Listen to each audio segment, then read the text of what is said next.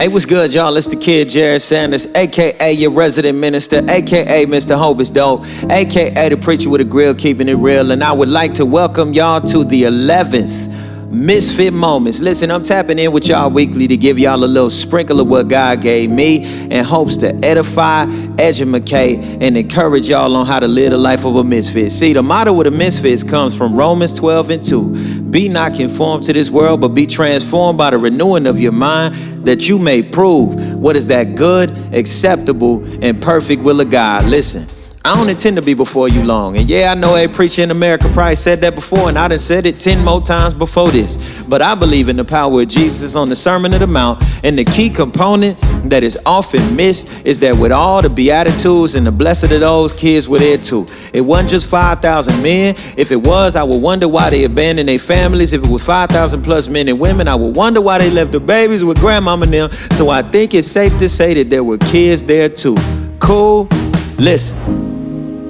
Something I learned is that when it's time to grow, the reality is that you got to be willing to deal with the opposite. And that's what it means to be not conformed to this world, but be transformed by the renewing of your mind. Romans 12:2. The misfit moment on this day is, it ain't easy, but it is worth it. See, listen, when it's time to grow, you're going to have to deal with some opposing forces. When you have to go against the ways of the world, you're going to have to deal with some contrary winds, right? When it's time to save money, the reality is you probably going to feel like you broke. When it's time to set boundaries, you probably going to start to feel a little more lonely.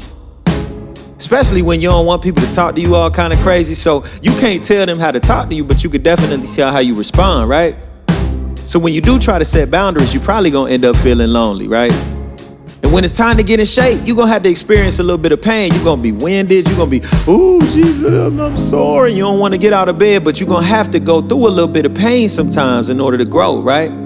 See, when it's time to get disciplined, it's probably going to feel like you got a whole bunch of stuff to do.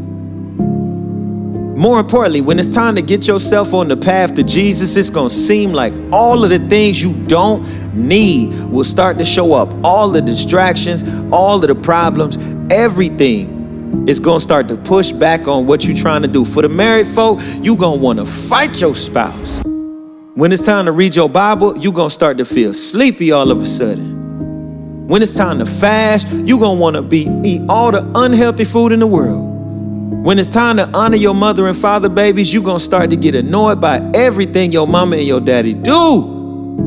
When it's time to respect your elders, they're going to start to get on your nerves. When it's time to show some patience, you're going to want it all right now. And listen, this faith walk ain't easy, but I promise you, y'all, it's worth it. Matthew 24 verses 12 and 13 says, because lawlessness will multiply, the love of many will grow cold, but the one who endures to the end will be saved. Listen, I'm telling y'all, I know it seemed difficult. I know it seemed hard. I know that trying to do the right thing, I know that trying to do the good thing is so difficult for you.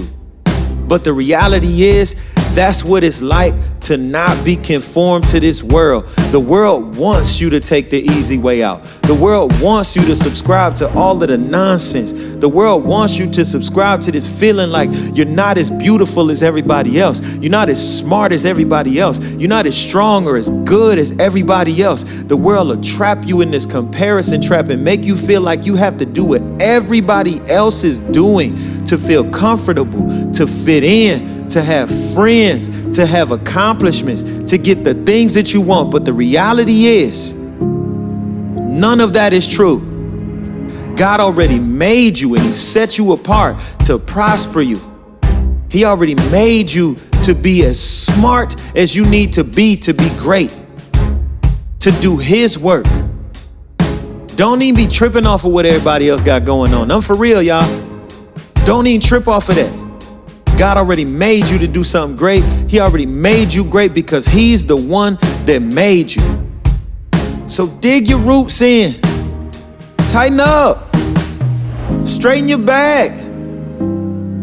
Stand up and don't be conformed to this world, but be transformed by the renewing of your mind, that you may prove what is that good and perfect and acceptable will of God. Listen to your parents when everybody else don't want to listen. Pray when you feel like you ain't got all the time in the world and watch what God happen. It ain't easy, y'all, but trust is worth it.